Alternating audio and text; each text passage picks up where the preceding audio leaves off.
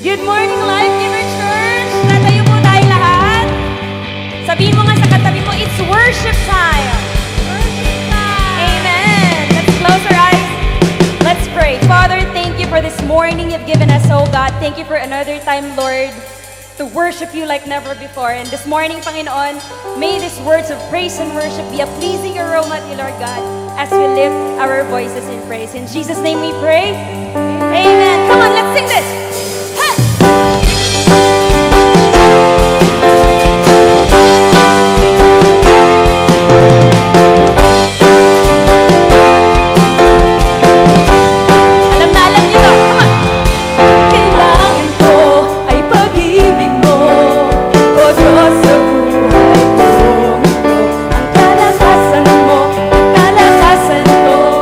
Ikaw ang nais ko, ikaw lang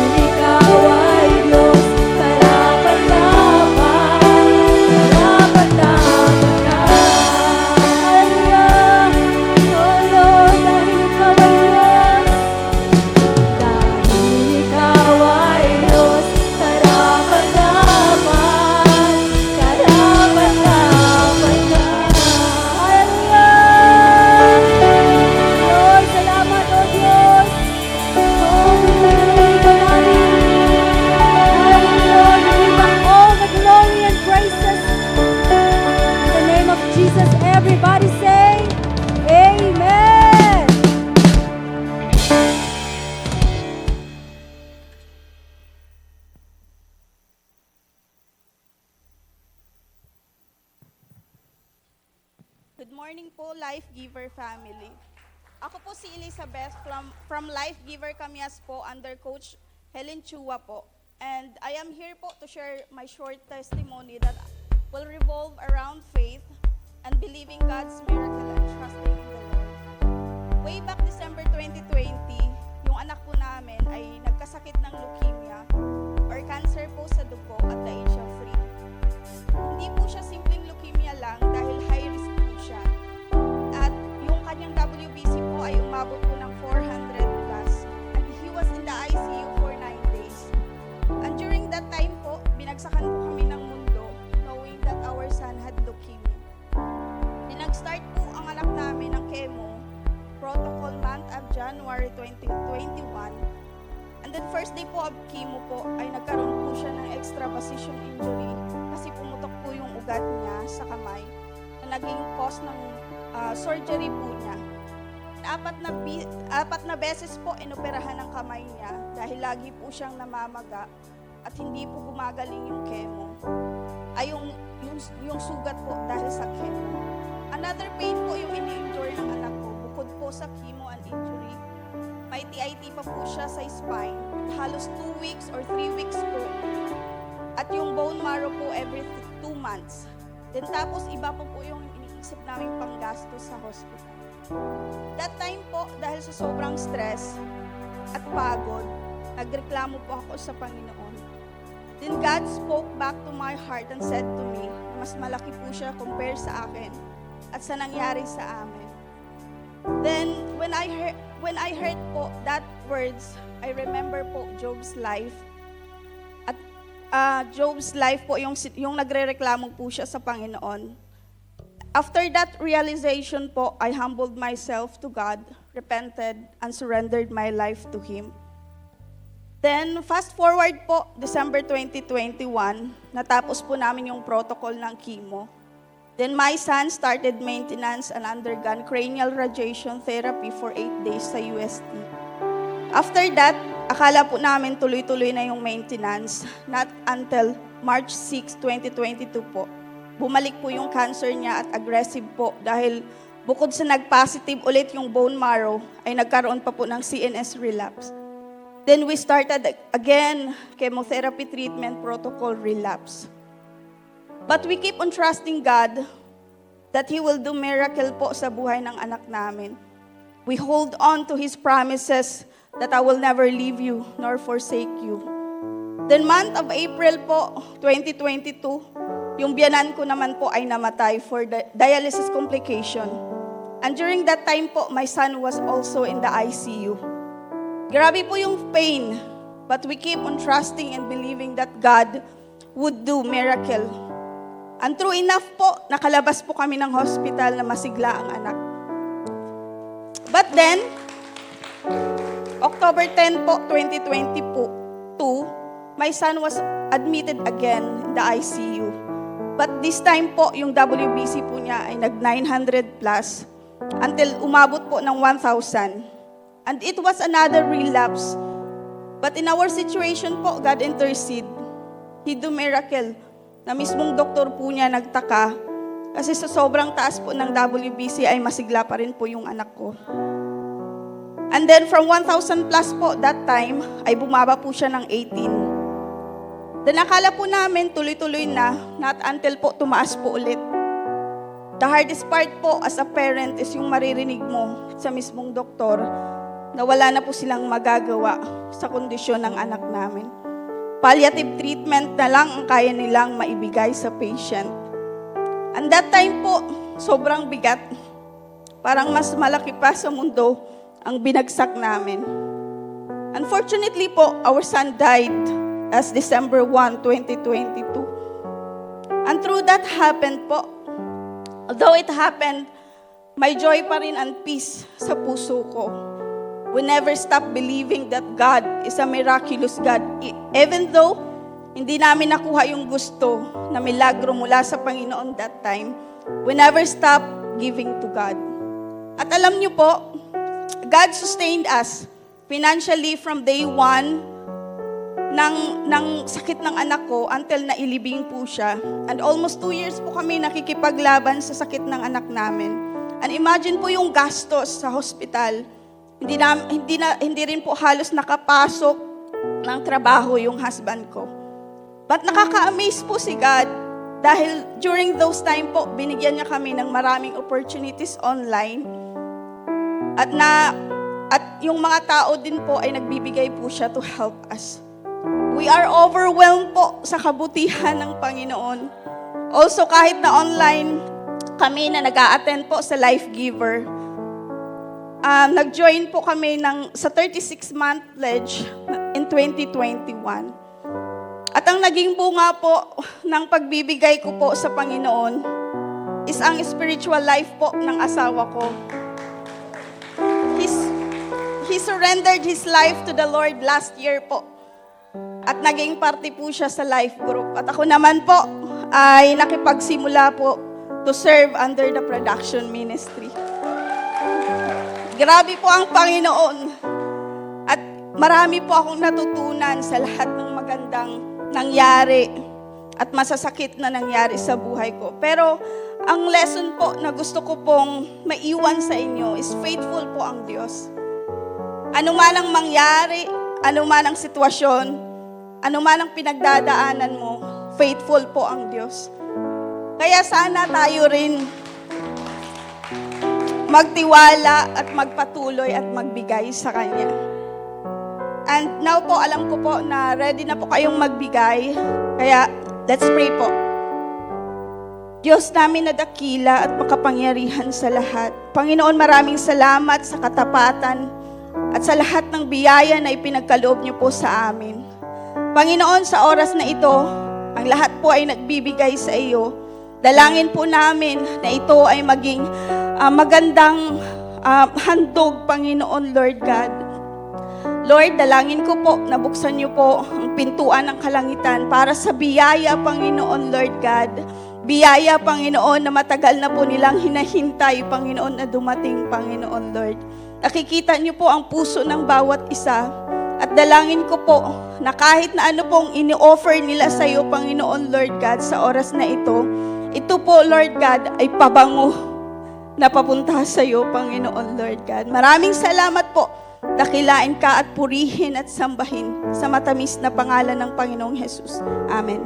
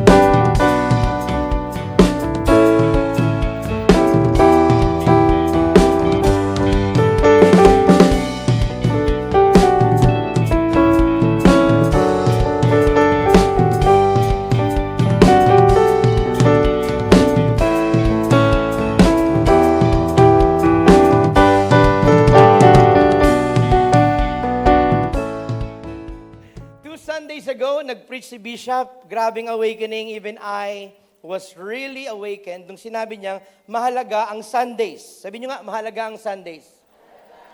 Pwede tayo mag-outing, pwede tayong lumabas, pwede kang bumiyahe, pero tiyakin mo na yung linggo mo na kay Lord. Yan yung tinuro niya. At isa to sa susi ng tagumpay, our victory in our spiritual maturity. Nakakapagtaka na maraming tao gustong lumalim kay Lord, pero wala namang ginagawa para lumalim siya kay Lord. Amen. Marami nagtataka, bakit pagdating ng problema, gusto niyang malakas siya, pero nangihina siya kasi kulang siya sa Word of God. Diba? So join me today as we dive into the Word of God, the only authority that we should have and base our lives with. Amen? Tayo po'y tatayo, tayo mananalangin. Come on, join me. Heavenly Father, thank you, Lord, for this Sunday once again that you've given us. Lahat ng aming suliranin, lahat ng aming mga problema, ngayon po ay nilalatag namin sa harapan mo. We pray, Lord, that today will be a day of breakthrough. Hindi po kami madadala ng distraction, hindi kami madadala ng kung anumang komosyon na nangyari sa mga buhay-buhay namin. Instead, we will focus on your word today. We will bask in your presence and will continue to enjoy the communion with the Holy Spirit. Na sa aming pag-alis ngayon, babaunin po namin ang mga turo mo, ang mga aral mo, kung saan kami magiging tunay na maglilingkod at nagbibigay ng parangal sa pangalan mo. So join us today. Be with us. In Jesus' name we pray and everybody say, Amen and Amen. Palapakan natin ang Panginoon. Have a seat, everybody. Ang topic ko ngayon ay true godliness. Wala akong narinig na wow. Di ba? Meron palang tunay na godliness, meron palang nagpapanggap na godliness. Our main text will be coming from 1 Timothy 6:6-10. Ito po'y isang preaching na pinagtulong-tulungan namin ni Pastor Miko, ni Pastor Narwin, ni Bishop. And then we came up with this preaching, so I pray that you will really enjoy the word today. Amen? But godliness with contentment is great gain, for we brought nothing into the world, and we can take nothing out of it. But if we have food and clothing, we will be content with that. Those who want to get rich fall into temptation and a trap, and into many foolish and harmful desires that plunge people into ruin and destruction. For the love of money is a root of all kinds of evil. Some people, eager for money, have wandered away from the faith and pierced themselves with many griefs. Thanks be to the word of the Lord. Amen. Sumulat si Apostle Paul kay Timothy, ang kanyang pinakapaboritong pastor, no? Pinakamamahal niyang pastor, sumama siya hanggang sa Philippi, hanggang Thessalonica, Corinth sa pagbibuild. So ngayon, iniisip niya ngayon yung kondisyon ng kanyang anak. No? Kaya tinitignan natin yung kondisyon natin sa church natin ngayon. Tama ba? Amen? Bakit kaya sa tagal mo na parang feeling mo hindi ka lumalago? Bakit kaya nagkaroon ka ng fire pero parang nawala yung fire? Napapansin mo sarili mo minsan na nagko-compromise ka. Amen? Amen? Kaya parang ito yung mga challenges na hinaharap ni Paul at saka ni Timothy nung panahon na napunta sa Ephesus si Timothy, no? At ang takot dito ni Apostle Paul, yung kanyang mentor, yung kanyang leader, yung kanyang bishop at that time, baka mabawi muli ng mundo ang kanyang alaga. May kilala ba kayo na dati naglilingkod sa church pero ngayon parang wala na? Nung walang boyfriend, ministry. Sorry, wala pala akong titirahin ngayon. Amen. Bago na-promote, committed kay Lord. Nung nagka-promote, hindi na nakaka-attend ng Sunday service. Nagpe-pray, bigyan ng sasakyan, nagkaroon ng sasakyan, nagka-grab na. Hindi na nakaka-attend ng life group. Kaya hindi mo maintindihan kung blessing ba yun o sumpa talaga na nangyari sa kanya. Amen. So, lumalabas, sa panahon nila, ang mga tao ay nagkakaroon ng parang diversion sa kanilang idol of worship. Dahil sa agora, sa trade na napakaganda, ang daming oportunidad, ang daming negosyo na nagpapalago, nakakaranas sila mas magandang buhay, feeling nila that that's the blessing from the Lord. Hindi lahat ng blessing galing kay Lord. Minsan makikita mo, may promotion ka, may negosyo ka, pero hindi mo napapansin na unti-unti na pala itong nilalayo ka sa presensya ni Lord. Hindi lang yun. At that time, si Caesar ang bida. Di ba? Parang tuwan-tuwa sila na simula nang nahalal itong leader na ito, gumanda ang kanilang pamumuhay. Nawawala ng appreciation nila kay Lord.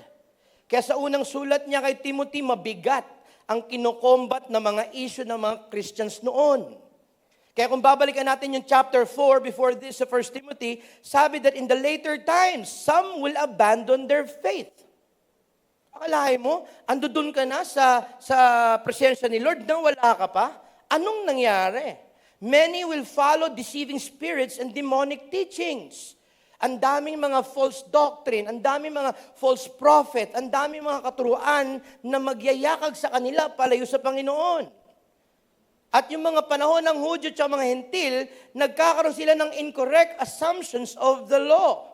Ibig sabihin, bumabalik na naman sila sa ceremonial law. Na pag ito ginawa mo, maliligtas ka. Pag ito binili mo, maliligtas ka. Nawala na yung tinuro ni Jesus that it is through grace alone. Hindi na applicable yung nagkakaroon sila ng old and not applicable traditions na bumabanat na naman. Disconnected lahat. Lahat may opinion. Lahat may kanya-kanyang pinaniniwalaan. Lahat may kanya-kanyang direksyon. Samantalang dati, isa lang ang focus nila, mapaligaya ang Panginoon. Ilan dito umattenda ng life retreat? Taas ang kamay. Bakit parang nahiya kayong taas ang kamay? Ilan dito umattenda ng life retreat? Pakita nyo nga, di ba? Ilan sa inyo nakatikim ng luhog? Alam mo yung luhog? Yung luha at uhog na nagsama. Manamis na maasim-asim. Di ba? Paiyak-iyak ka pa. Lord, magpagbago na ako. Di ba ginawa mo yon? Amen. Tapos late ka pa nag-church ngayon. Amen. Sayang ang life retreat. Grabe yun, masakit, Pastor Gary. So ano nga ba yung mga bagay ngayon na nagse-separate sa atin sa Panginoon? What are the things that leads us to possibly becoming ungodly? Sabi nyo nga, ungodly. Pag sinabing ungodly, hindi natutuwa sa iyo si Lord. Di ba? So, tingnan natin, ikumpara natin before and today. Ngayon, pera, greed, ambition. Yan, di ba? Just real quick, a quick story. Kagabi, we had a live group. And then yung isang kumare ko shared with us, hindi mo alam ang plano ni Lord. Do you agree? You know, I was so blessed kanina sa nag-testimony how a tragedy can become a triumph in life. Di ba? Saka nakakakita, nakaka-admire yung mga ganun na matitindi mga pinagdadaanan pero nagagawing purihin pa ang Panginoon. Yung anak niya, 2017, was supposed to go abroad. No? Tapos hindi, pumasa siya, lahat ng requirements niya okay, but the grandfather had a heart attack. And then no one ang pwedeng magbantay kundi yung bata. So hindi ngayon natuloy yung pangarap ng bata. 2017 ito. Can you imagine this? Or 2018, di ba? So kala nila, ano ba naman to? Kala ko blessing na. Alam mo, only to find out, 2023, 5 years later, yung mga kasabay pala ng anak niya dapat na nag-abroad, naging biktima ng human trafficking. Ang kinakain sardinas na kailangan pagkasyain sa 2 araw, yung dating kasing tabako, ngayon nangayayat na. Can you imagine that? Ganun daw yung nangyari. So, that time na hindi siya nakaalis, iniisip niya, di ba? Nabigo siya sa pangarap. Hindi. Niligtas lang yung bata ni Lord sa isang kapahamakan na ngayon mo lang marirealize. Kaya yung mga single dyan, relax lang kayo. Nililigtas lang kayo sa kapahamakan. Amen? Amen? Di ba? So pareho lang ang nangyayari. Gaya sa Ephesus, malaki ang chance na mawala ang godliness ng isang tao kahit sabihin mong lagi siyang nasa church. Ang chapter 6 ay nagbukas. Paul sends Timothy a very, very clear warning to those who misuse the Word of God. Balikan nga natin bago tayo pumunta sa points. Sabi doon, no? If anyone teaches otherwise. So, merong great danger that Paul was warning Timothy about. It was about the wrong doctrines. Hindi lahat na makikita natin sa YouTube tama. May kausap po ba ako ngayon? Hindi lahat ng parang ang gagandang mga presentation, tama ang doktrina. Dapat daw maging mapanuri tayo. Paul was warning Timothy sa mga argumentative heretics. Mga mahilig makipagdebate, anong leaning mo? Calvin, anong leaning mo? Pero leaning, nabago ba buhay mo? Yun ang magandang tanong. Kahit na hindi ka masyadong kabisado Bible, pinakita na yung dating high blood, low blood na. Amen? Amen po ba? Question, yung mga kilala niyong masungit, nabawasan ba pagkasungit? Okay, effective ang word ni Lord. Tama ba? Marami, puro head knowledge lang daw. Mismong salita ni Jesus, binabaluktot. They deny, they ignore, they do away and twist the very words of Jesus Christ. Nawawalan ng saysay ang pagkamatay ni Jesus sa krus. Binabalik ang ceremonial laws, pinabibili sila sa agora at kung ano-ano mga bagay na wala namang kinalaman sa tinuturo ni Jesus Christ on how to attain eternal salvation. Bumabalik na naman sila sa works instead of grace. traditions instead of worship. Imbis na religion, dapat relationship. Amen. Wala daw silang alam ang mga mangmang at mayayabang lamang sila. At tumuloy pa siya, di ba? Sa verse 4 to 5, mga expert debaters daw sila, obsessed sa pagtatalo na nagre-resulta ng mga walang kwenta at walang kabuluhang ending. Inggit, duda, away, kaguluhan. Mga taong nawala sa totohanan. May kilala ba kayo sobrang galing na bobobo? Amen? Amen? Di ba? Sobrang talino niya, yung mga basic hindi niya naintindihan. So pag naging Christian ka, meron ka ng brand ni Jesus. Which means lagi kang blessed daw. Pag sinabing Kristiyano ka, malayo sa sufferings. Bakit ka nagsasuffer? Christian ka, di ba? Di ba? Ang sarap naman maging Christian, wala nang problema. Puro mga kung ano-anong nilalagay sa isip nila na puro blessings, puro abundance, siksik, liglig, umaapaw. Yan daw ang resulta ng pagiging Kristiyano. E ano nangyari sa sinabi ni Jesus, join me in my sufferings? Amen? Na take heart, in this world you will have troubles. Kaya ngayon nagkakabanggaan ng mga katuruan at that time. And that is why the message of Paul to Timothy is to understand, unawain, to attain, maabot, at to maintain the true godliness. But this time with contentment. Amen? So let's read again our text. But godliness with contentment is gain. Meron akong 4 points na isi-share sa inyo ngayon.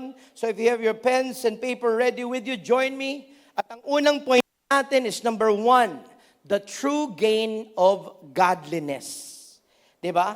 Sinabi dyan, but godliness with contentment is great gain. Bago natin laliman yan, tanongin, ano nga ba ang ibig sabihin ng godliness? In the dictionary, godliness means the quality of being devoutly religious. Piety. Ibig sabihin, isa kang deboto. Ibig sabihin, pinakamahalaga sa iyo ngayon ang Panginoon. Ibig sabihin, ang gusto mo lang, matuwa si Lord sa iyo, anuman ang mangyari. A second meaning, the quality of practice. Sabihin nyo nga, practice. Hindi lang to label, meron tong pagpapractice of conforming to the laws and the wishes according to the Word of God. Devoutness and uprightness. No? In Greek, it was eusebia. It means reverence, respect, piety towards God. Nagpapakumbaba ka, talagang ikaw ay walang kwenta, ikaw, Lord, ang pinakamahalaga. That's what it means. When you say godliness, ibig sabihin, wala kang hinahangad kung di matuwa sa buhay mo si Lord. Amen? Hirap abutin nun. Tama ba, no? Kasi ang una kong pinapaligaya nun, misis ko. Tama ba? Pagkatapos nun, mga anak ko. Pagkatapos nun, yung mga chismosa sa paligid ko. No? Ano na sabihin nila? Umatin na ba kayong reunion? Tapos tinanong ka, anong trabaho mo? I am a customer something. Hindi mo masabi-sabi yung tunay mong buhay. Parang kinahihiya mo. Parang you want approval from the world. Amen. Ito, ang sinasabing godliness, you only need one approval, and that is God's approval. No? Bakit sinabi ni Paul kay Timothy to? Mataas ang demand ng buhay niya sa panahon ni Timothy at sa church na kanyang pinapagpastoran, yung Ephesus. Sabi doon, for them to have a better life, they need to put less regard sa faith na meron ka. Parang labo yata nun, ano? Di ba, no? Gusto mo mabless, magtrabaho ka. Anong ginagawa mo? Ba't ba naglilingkod kay Lord? Samantalang tatay ka, pamilyado ka, dapat buuin mo yung dapat mong obligasyon bago ka maglingkod kay Lord. Aba, nagkakaroon na ng shifting of mind. Ang mahalaga na ngayon, mabuhay kaysa mabigyan ng glory si Lord. Di ba? It was a tug of war between faithfulness to Jesus and having a better life. Kaya may misconception eh. Di ba? Lahat ng naglilingkod kay Lord dapat mahihirap. Wow! Kasi blessed are the poor. Ano nangyari doon sa sinabi? Remember your God who gives you the ability to create wealth. Anong sinabi doon? That God is pleased when His children are prosperous. Kaya nagkakaroon ng banggaan ngayon ng pag-aaral, it was a tug of war. Pinagpapalit ang temporal na bagay na inihain, inaalok sa kanila ng mundo sa mga bagay na natatanggap sa Panginoon. Amen. Sorry, pastor, hindi ako makaka-attend ng church ngayon kasi may overtime ako. Oh. Yeah, kumita ka ngayon ng extra 700, praise the Lord. Pero hindi mo narinig yung message ni Lord ngayong araw na ito. Hindi, pastor, meron namang online eh. Wow! So ngayon, may online ka na lang, di ba? Natapos na yung pandemic, hanggang ngayon, online ka pa rin. Kaya kayong nanonood ng online, kayo ang aking binabati ngayon. Ang dami niyong dahilan, ba't di kayo nakarating dito? Amen! Pumalakpak kayo nakarating ngayon dito, amen? At ito yung dahilan kung bakit binanggit ni Paul yung word na contentment. Mabigat ang word na contentment. Let me share with you. In Greek, it means autarkia. It means satisfied. Ibig sabihin, okay ka na, busog ka na. A perfect condition of life in which no aid or support is needed. Hindi ko na kailangan si Jesus. Bakit? Tumatakbo na yung negosyo ko. It's doing well. Hindi ko na kailangan si Jesus. Bakit? Healthy naman ako. Walang sakit. Hindi ko na kailangan si Lord. Bakit? Matalino ko. Kaya kong paluguin yung negosyo ko. Di ba? Ito na yung word na contentment in a wrong context. Sufficient of the necessities of life. Hindi nagkukulang ang kailangan mo. Basic needs, food, shelter, clothing. Tama ba? Mukha namang, tingnan mo yung katabi mo, mukha namang malusog yan. Tingnan mo nga. Mukha namang may pera yan. Mukha lang. Amen. Di ba? Mukha namang problemado yan. Sabi rito, ang source ng contentment is a mind contented with its lot. Well, may tanong ako. Ano ang source naman ng discontentment? Lack of appreciation. Hindi mo maaabot yung word na contentment kung hindi ka marunong tumingin sa mga bagay na dapat pinapasalamatan mo. May kilala ba kayo, may trabaho na naghahangad pa ng mas mataas na sahod? Amen.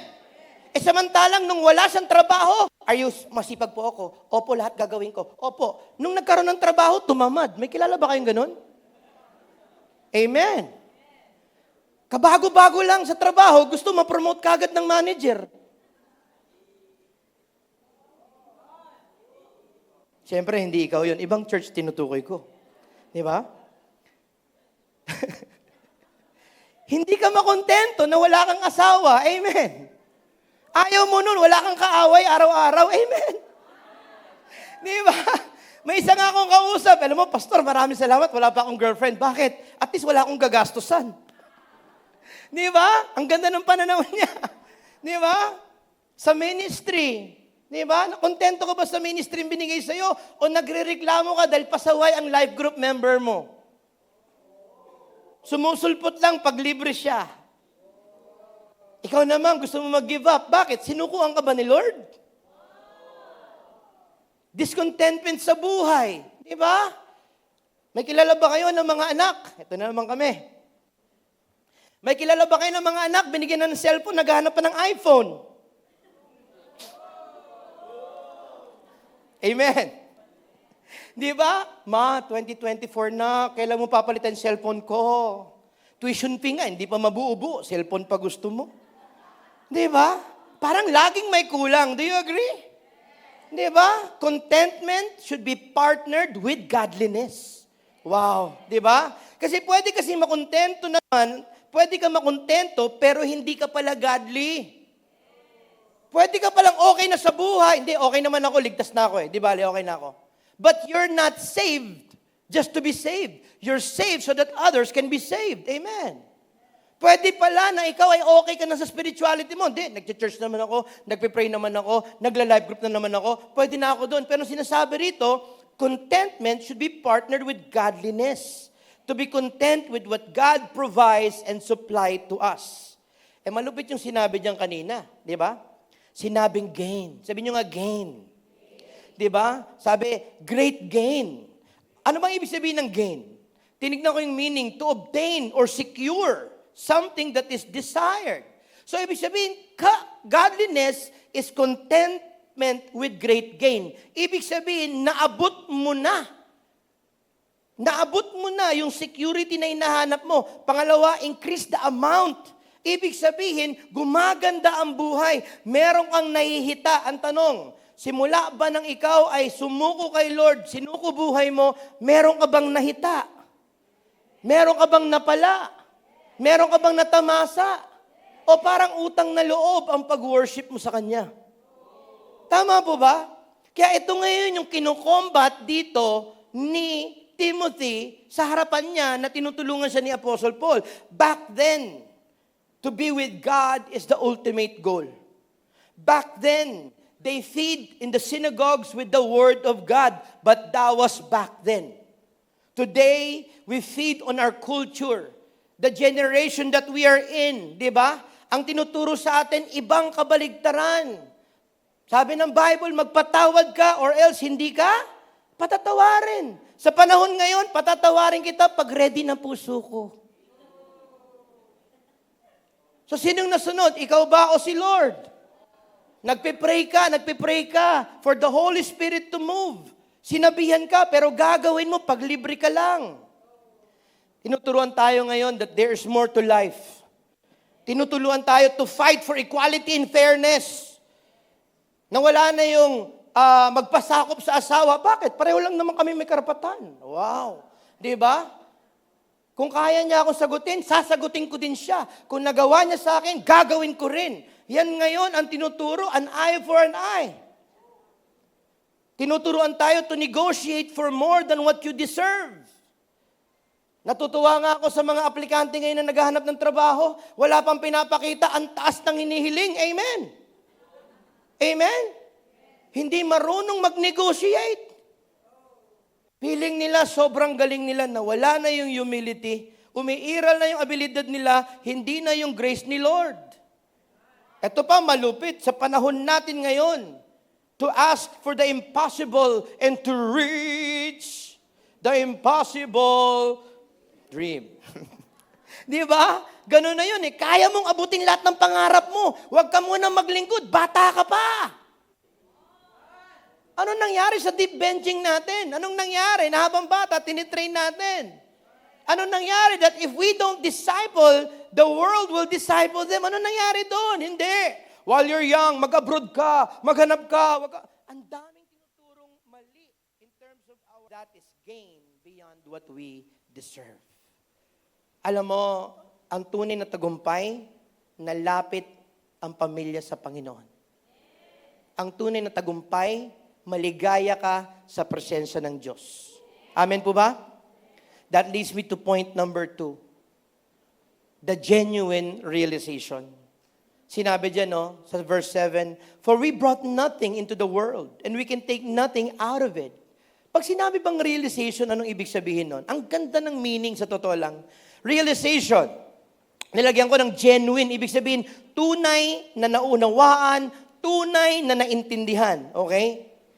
An act fully aware of something as a fact. Ibig sabihin, hindi to haka-haka opinyon o anuman. Ibig sabihin, this is a fact that God is alive. Amen. It is a fact that God is the one sustaining us. It is a fact. Naniniwala ka. Yun yung sinasabing realization, di ba? Tapos sinabi niya, the product of strong scrutiny of things. Hindi ka utu-uto na nakinig lang. Talagang masugid mong sinaliksik. You really search for it. You try to understand it. Hindi ka umaten lang ng church dahil para masabing umaten.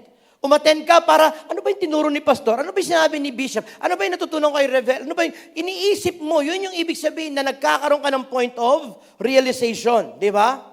Kaya pala ang ganda na sinabi ni Job. Verse 1 to 21. Naked came out of my mother's womb. Naked shall I return thither. Ibig sabihin, we brought nothing. We can take nothing when we die. Naalala niyo ba yung kinuwento ko before na merong isang kabaon dito, tapos yung kabaon, nakalabas yung kamay? Saan ka nakakita yung kabaon, may bilog, yung kamay nakaganyan? So yung mga naglalamay, hindi nila alam kung kakamayan siya. Imagine mo kung makatagpo ka ng kabaon na nakalabas ang kamay, aapiran mo ba, Brad, good job. Di ba?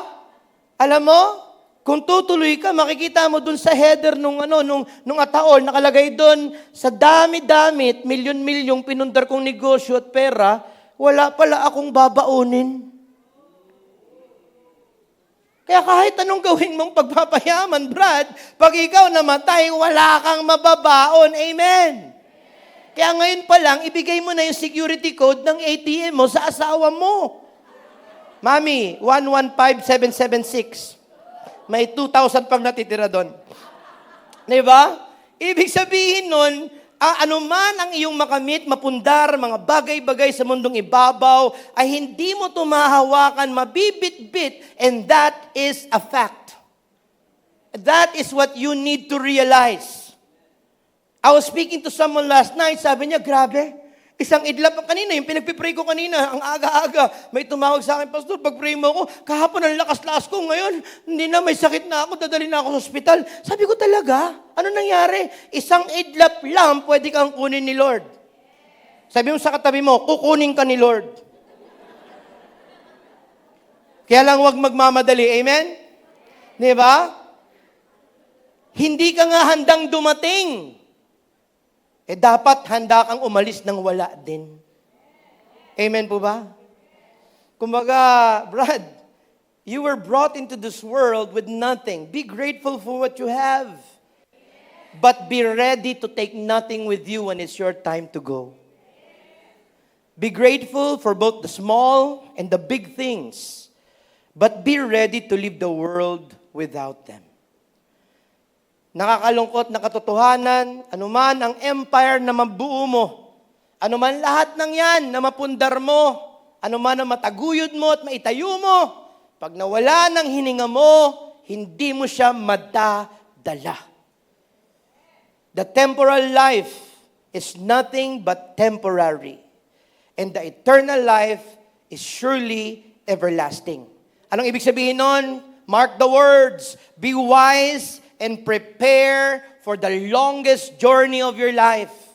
Hindi ito yung 80 to 100 years mo sa mundong ito. Ito yung eternal life mo. So kung meron kang gagalingan, kapatid, galingan mo yung pangmatagalan. Hindi yung pangmaiklian. Amen? Kaya nga ang tanong di ba? Ano ang sukatan ng ating inaasam na pamumuhay? Well, that leads me to point number 3. The right way of living. Di ba? So ngayon, na-realize mo na, naintindihan mo na ang tunay na ibig sabihin ng gain of godliness. Na may kontentuhan ka na alam mong si Lord ang nagsusupply ng lahat, na na-realize mo na talagang si Lord ang susi sa lahat. Tagumpay ang negosyo mo dahil sa biyaya ni Lord. Masaya ang pamilya mo dahil sa grace ni Lord. Hindi nagkukulang ang buhay mo dahil sa grace ni Lord. Pero yung number 3, paano nga ba mamuhay na matutuwa naman si Lord? Sabi rin, if we have food and clothing, we will be content with that. Napag-usapan natin why, ngayon naman pag-usapan natin how. How should the Christian live? How should the child of God live? Remember this, godliness starts when we know that, unang-una, food and clothing come from God. Ang godliness ay nagsisimula pag ina-acknowledge mo na lahat ng anong meron ka, suot at kinakain ay galing kay Lord. Amen? Pangalawa, godliness starts when we know that God will continue to supply the food and clothing as an expression of His love for us. Hindi ka pababayaan ni Lord. May makakain ka. May bigas ka pa, tama? Pwede namang sardinas din, kaso gusto mo steak. Alam mo, ang hindi ko maget, ang lakas mo umorder sa Food Panda, wala ka namang pambayad. Amen.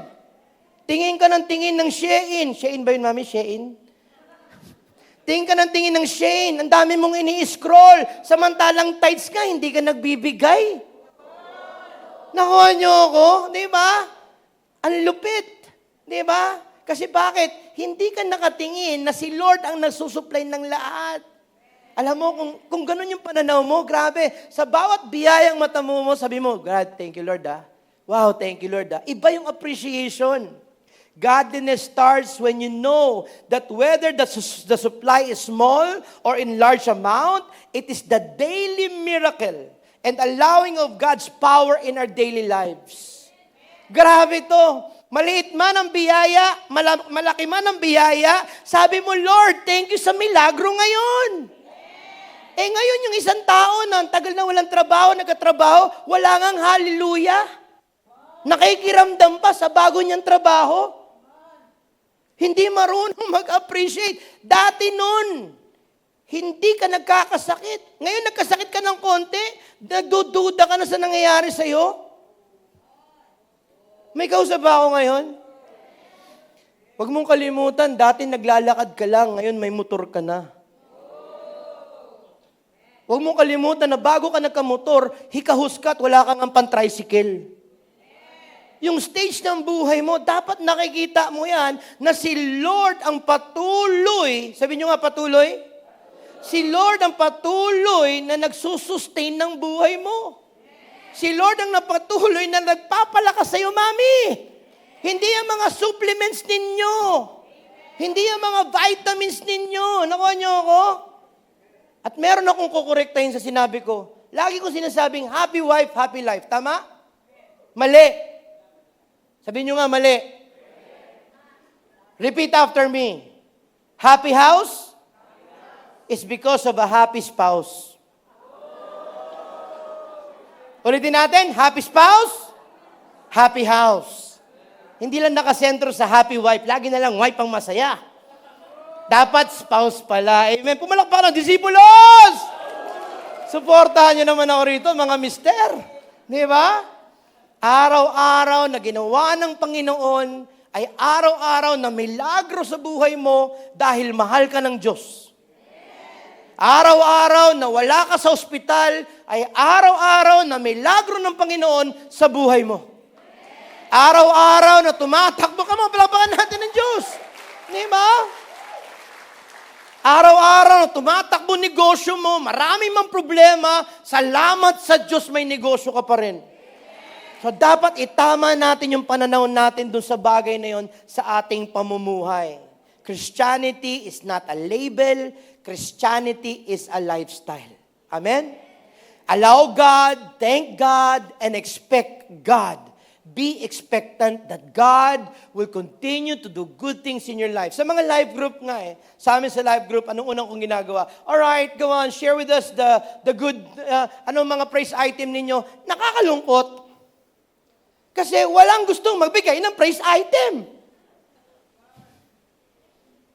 Anong ginawa ng Diyos na maganda ngayon? Ginising ka.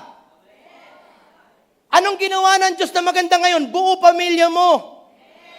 Anong ginawa? Ang dami mong pwedeng tignan na ginagawa ni Lord araw-araw. Kaso masyado kang stuck sa mundo mo. Anong gagawin mo? Trabaho mo, negosyo mo. Nalimutan mo muna mag-devotion sa umaga. Nakuha mo ako, amen. Ano ba? Paano? Tamad ka. Batugang ka. Late ka gumising, amen. Yung mga generation ngayon, anong oras na? Aalis na alas 8, gigising 7:45. Maliligo ng 5 minutes, magme-makeup, aalis na on time. Wow! Pero yung utak nila at kaluluwa, nandun pa. Nakuha nyo ako? Hindi nyo gayahin yung mga katabi nyo, nag-iidadan na. Amen.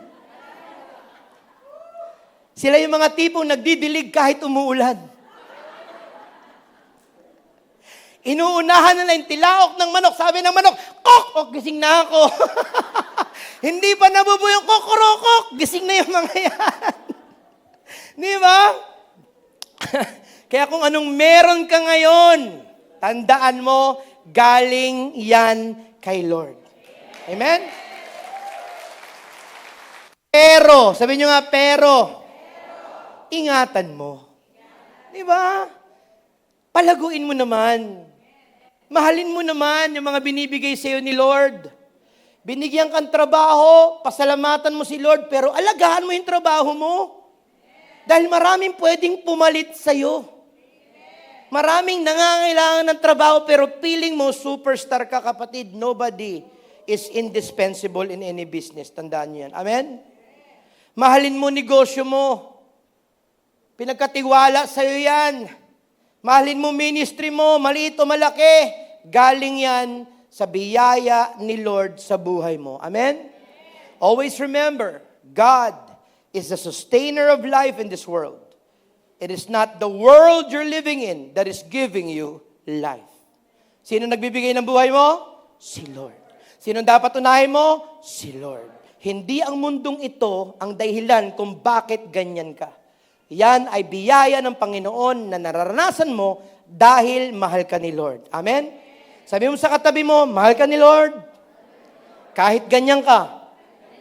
Amen. Number 4, and this is the last point. So ito na. Naintindihan mo na ang tunay na matatamasa, the true gain of godliness. That without contentment, di ba, there's no gain. Ito na. Pagkatapos nun, nagkaroon ka ng genuine realization. Na oo nga, galing talaga to kay Lord. Ngayon naman, ang project mo, paano mamuhay ng tama? Pero sabi dito ni Apostle Paul kay Timothy, anak, alam kong handa ka na, pero mag-ingat ka pa rin. Sabi mo sa katabi, mag-ingat ka pa rin. Because there are dangers. And you have to understand the dangers in your journey. May mga bagay na magiging hadlang. Ito, hindi hadlang. Ito, patibong. Ito, hindi hadlang. Ito, panganib. Ito, hindi kung ano man. Brad, makinig ka. These will be the dangers in your spiritual journey. Sagutin natin na hindi lang pala panganib, kundi mga bagay na makakasira ng mga bagay-bagay sa mundo mo. Pero kailan mo malalaman that you are in danger? So allow me to share with you, and please be mindful, no? Sa mga isi-share ko sa inyo, tanungin mo, examine your life. Oo nga, no? Am I in danger? How do you know when you're in danger of losing your godliness? Number 1, the danger of wanting to be rich and wealthy. Ha? Teka muna, pastor, kala ko ba dapat mangarap tayo? Hindi sinabing huwag kang mangarap. God will give you the ability to create wealth. But there is a danger when you want to be rich in different ways. Gusto mong yumaman, number 1, purely for personal gain. Ibig sabihin, you want to be rich for your personal desires and consumption. So, wala namang problema na magpayaman, pero mag-ingat ka, baka yung ugat, yung motivation mo ng pagpapayaman ay dahil lang sa pangsarili mong pangarap.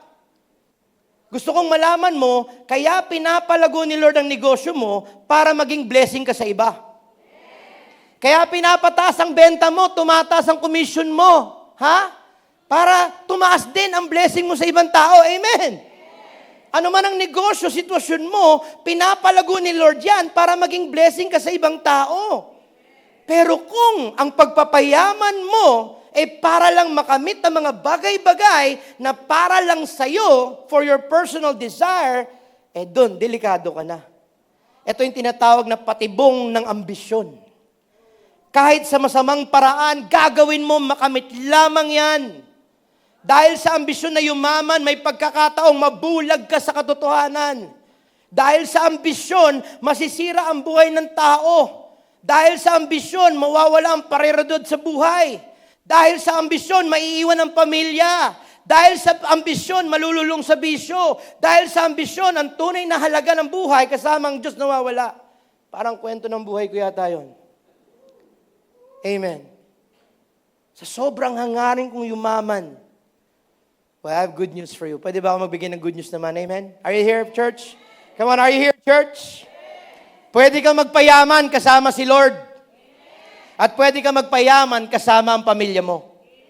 Pero kung nagpapayaman ka para sa sarili mong personal desires and consumption at ikaw lang ang nakikinabang, yun ang danger of trying to be rich and wealthy. Number 2, second danger of trying to be rich and wealthy. You want to be rich to take revenge. Oh, man. Alam mo, tinatamaan ako talaga ng word ni Lord kasi kung mapapanood yung testimony ko, di ba, even from the other mega church, anong sinabi ko doon? Gusto kong pahiin ang mga magulang ko. Yun yung testimony ko. Gusto kong pakita sa kanila na hindi ako ganito, ganyan-ganyan. Yun yung sinasabi ko. Grabe, no? Delikado pala kung gusto mong yumaman out of revenge. Mali ang ugat ng motivation mo, mas lalong mali ang magiging direction mo. Because pag mali ang simula, Mali ang pagpapatuloy. Number 3, you want to be rich and then forget God and abandon faith and service. Hindi masama na magsikap, kumita ng pera. Ang masama ay yung pagsamba na ng pera. At nauuna na ang pera kaysa kay Lord. Mawawala ang godliness, papalitan na to ng ambisyon. Ang galing mong manager, pero hindi ka magaling na ministry worker. Ang galing mong negosyante, pero hindi ka magaling na steward sa Panginoon.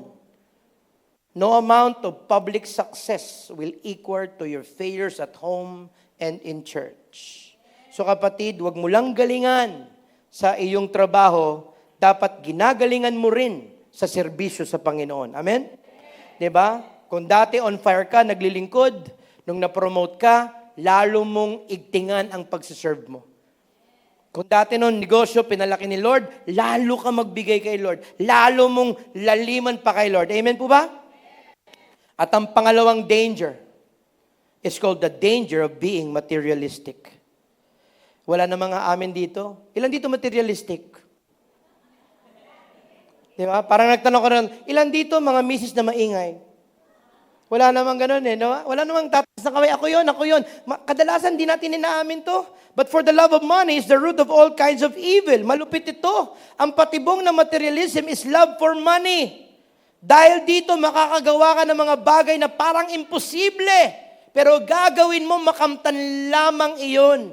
Maaring unahin po mayan kaysa sa pagpapalago ng spiritual journey mo. Ang galing mo umattend ng training to be rich. Pero training for godliness, hindi ka uma-attend. Hindi mo napapansin na nagbabago na ang ugali mo. Lumalala ka na dahil napapalayo ka na kay Lord sa paghangad ng mga material na bagay sa buhay mo. Yung inaasam mong magpapaligaya sa iyo ngayon, ang siya pang nagiging ugat ng kalungkutan mo sa buhay at sa trabaho at sa negosyo mo at sa ministry mo. Bakit? Kasi kulang lagi. Dati noon ang sahod mo 5,000. Nag-sideline ka, kumita ka ng 8,000. Ngayon, maliit na yung 8,000, gusto mo 50,000. Nung nagka-50,000 ka, hahabuli mo si 100,000. Nung naging 100,000, gusto mo ng 500,000. Nung naging 500,000, magiging milyonaryo ako. Nung naging milyonaryo ka, gusto mo maging multimillionaire ka. Kailan matatapos? Yun yung danger of materialism. Yung hindi ka nakukontento sa kung anong binibigay si Lord, gusto mo more and more and more and more. Alam mo kapatid, hindi mo napapansin, ang layo na ni Lord sa'yo. Dahil sa paghahangad ng kung ano-anong nilagay na sa'yo ng mundong ito, nalilimutan mo na dapat nasa SOD4 ka na. Dapat nagkakainos ka na ngayon. Dapat nagla-life group ka na ngayon. Pero hindi kasi yung visa ko na-approbahan na. Materialism is a god. And this God will lead you to worshiping other gods other than God Himself. Kaya mag-iingat kayo kung nabibiktima na tayo ng materialism. And I say, always be careful. For the love of money causes us to commit sin willingly and unknowingly. Ang mga bagay na pagkamit for the best. Alam mo, gusto ko lang naman the best from my children. I want the best from my family. Yun nga yun eh. Is that your best or is that God's best? Grabe. Gusto mo ng Ertiga, bibigyan ka ni Lord ng Fortuner. Gusto mo ng motor, bibigyan ka, may sidecar pa. Amen? Huwag mong limitahan ng Diyos. Kanina, sabi ko sa partner ko, ang pangarap dati nito ng Life Giver, di ba, ilang story lang, isang kwento lang, story pa lang. Hanggang sa naging 3 stories. Pero ngayon, kulang pa. At ngayon, lalabas na tayo sa ibang bansa. Amen! Ibang klase ang best ni Lord sa best mo. Di ba? And the last, the danger of falling into many temptations. You will become the main target of the devil. You will be investing in a life falling from sin. Instead of contentment, laging kulang. Instead of gaining, laging hindi sapat. Instead of going up, pababa ka ng pababa. Instead of godliness, nagiging worldliness. And you will plunge into ruins. Pag sinabing plunge, babagsak ka. Magkakaroon ng ruin, pagkawasak, destruction, pagkasira. Kapatid, makinig ka.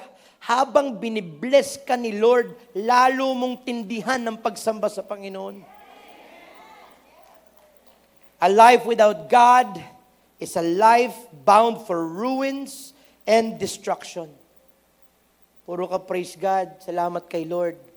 Huwag mong hayaan na mawala si Lord sa buhay mo dahil sa mga material na bagay na kumikinang sa harap mo sa mundong ito. Kasi bakit? And this is where I'm gonna end. Because it will result in two things. Dalawang bagay ang mangyayari kapag ikaw ay kinain nilamon ng mga dangers na pinag-usapan natin. And number one, you will wander from the faith. Sabi doon, no? Some people, hindi lahat ng taga-life giver, some people. Tignan mo yung katabi mo, baka siya yung some people na yan. Eager for money, have wandered from the faith. Sa sobrang kahalagahan na binibigay sa pera, sa sobrang kahangalan, may tendency maliligaw ng landas. May tendency mawawala from the way of the truth. May tendency lalabas ang ungodliness kesa lumitaw ang godliness. May tendency mawala sa presensya ng Panginoon. But one thing must remain and one thing that you must persevere in. Ano yon? It's your faith. Dapat nandiyan yan, intact yan. One thing that you need to develop is your faith. Dapat hinuhubog mo, dapat sinasanay mo lalo. One thing that you need to give back to God is your faith. Because only your faith will be rewarded according to the Bible. Kaya ang tanong, kamusta ang faith mo? Amen. Don't ever forget, don't let the love for money weaken or ruin your faith in God. Amen. And last but not least, go ahead. Palakpakan natin ng Panginoon.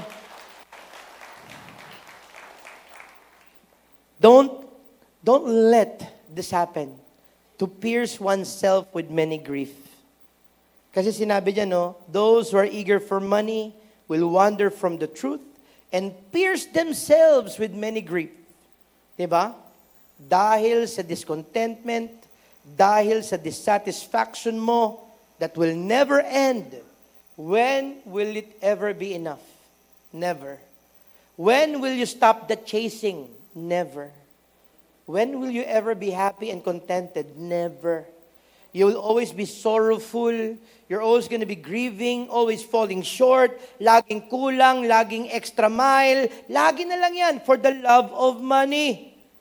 Pag nakatutok at nakafocus ka sa pera at sa mundong ito, sa mga bagay na material, makinig ka maigi. Ang sinabi ng Biblia, ang kapalit niyan, sakit.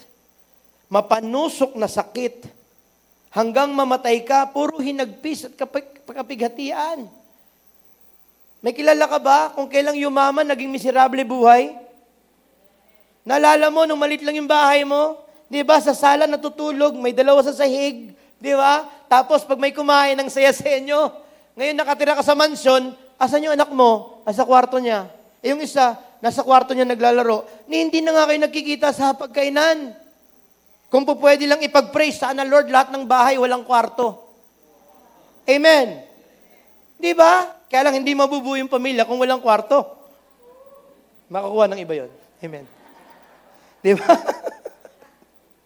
So, ibig sabihin, don't let the love of money ruin your joy and happiness. Kasi bakit? Pag hinabol mo ang pera, napakasakit. Kuya, tingnan mo, yung mga matatanda lang nakakaalam nun. Nagpapahalata kayong matatanda na kayo. Napakasakit, Kuya Eddie, na ang buhay na maganda ay nasira dahil lang nakatitig ka sa pera and you don't fix and gaze your eyes on Jesus. Lastly, don't let the love of money make you ungodly. On the other hand, if you're on the right track, on the right side, sa side ng godliness, my joy, my peace, and my contentment. In conclusion, as I end, our goal once again, please take note of this, Our goal is to attain true godliness. Number one, by understanding the true gain. Genuine realization. The right way to live and understand the dangers. True godliness is more than character. It is a life that is pleasing to God. Huwag mong habulin ang karakter dahil ang karakter, bunga lang yan ng godliness. A successful job, a successful family, a successful life is one that is truly pleasing the Lord. So pag sinabi mong successful ka, pinapalakpakan ka ni Lord dahil ang buhay mo, inalay mo sa Panginoon. And last but not least, as we stand up, ang tanging buhay na dapat nating asamin at pagsikapan, basahin nga natin, 1, 2, 3, go.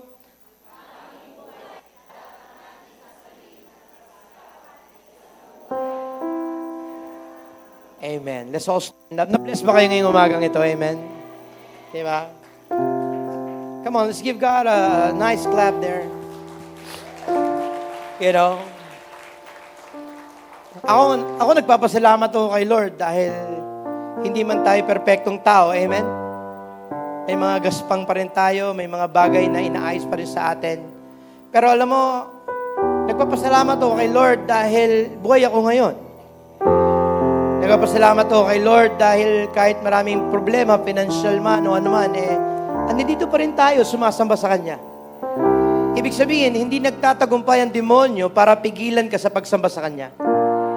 Pero dapat nating ayusin yung pananaw natin na kung anumang meron ka, maliit man yan o malaki, dahil yan sa pagmamahal ni Lord sa'yo.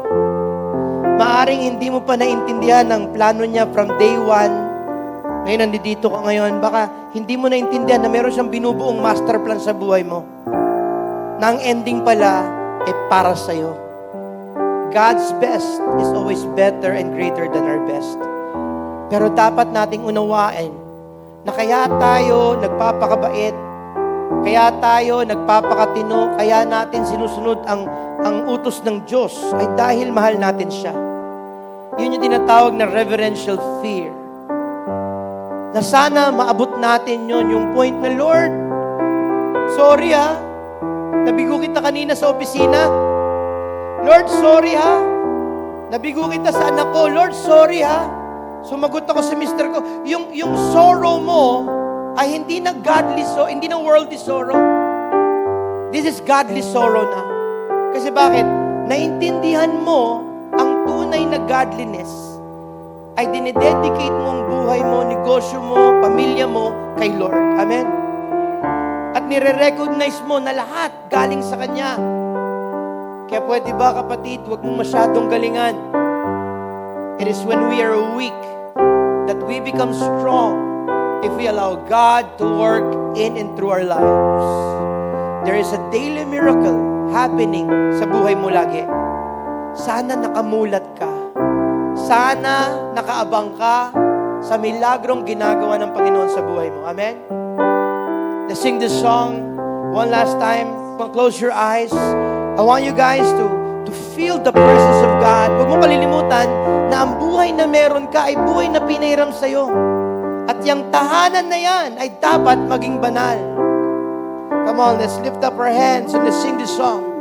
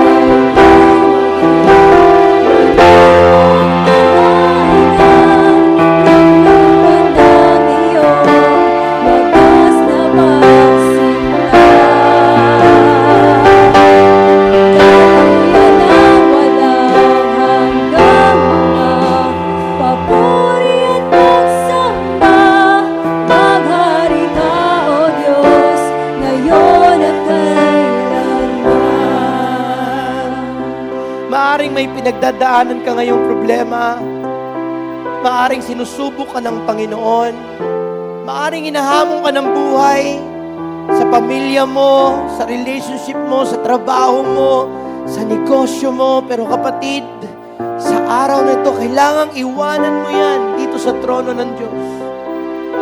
You have to learn to let go and let God. Kailangan bawasan mo ang sarili mo para tumaas ang Panginoon sa buhay mo. Allow God to work in your life. Tama na ang pagiging magaling. Tama na yung pagiging prideful mo. Wala kang dapat patunayan kay Lord. Nakaguhit na sa palad mo at sa palad niya. Ano man ang nakatakda sa buhay mo, all you need to do is surrender your life and become a vessel. That's it. Kaya dapat niluloob mo na maging isang banal na tahanan. Loobin mong ang buhay ko'y maging banal mong tahanan. Lugar ng iyong wagas na pagsinta. Daluyan na walang hanggang mga papuri pagsamba. Maghari ka, O Diyos, ngayon at kailanman. Hari ka. Ang buhay ko'y maging banal mong tahanan. Luglugan ng iyong wagas na pagsinta. Daluyan na walang hanggang mga papuri at pagsamba. Maghari ka, O Diyos, ngayon at kailanman. Allow me to pray for you. Bow your heads. Put your hands where your heart is right now. Panginoon, ito ang puso namin. Baguhin mo ito. Ito ang puso namin na gustong unawain ang plano mo sa buhay namin. Ito yung puso, Lord, na patatagin mo. Ito yung puso, Lord, na puspusin mo ng kagalakan. Tanggalin mo kung saan man kami nakafocus sa mundong ito. Instead, Lord, dapat ang tibok mo ang maging tibok ng puso namin. Your heartbeat, our heartbeat. Dapat po pareho kami ng dinidesire that would please you. Lord, sa araw na ito, hinihiling po namin, if it is out of the abundance of the heart that we will speak, punuin niyo po ang puso namin ng kagalakan, kapayapaan, pagpapala, nang sa ganon, wala kaming magiging bukang bibig, kundi gaano mo kami kamahal. Araw-araw mula ngayon, haabangan na namin, we will wait for your daily miracle, Lord. We will wait expectantly for all the blessings that you will give us. Baguhin mo ang puso namin. Give us a teachable spirit and renew our hearts, Lord, that we can become better stewards of your glory. Ingatan niyo po kami sa patibong ng materialism. Ingatan niyo kami sa patibong ng pagpapayaman para sa aming pansarili lamang. Instead, i-bless niyo kami nang sa ganon maging daluyan kami ng pagpapala. Our light will shine that everyone will know and your name will be glorified in our lives, Lord. Today pa lang, we thank you and we claim the victory in Jesus' name. And everybody say, Amen! Palakpakan natin ang Panginoon.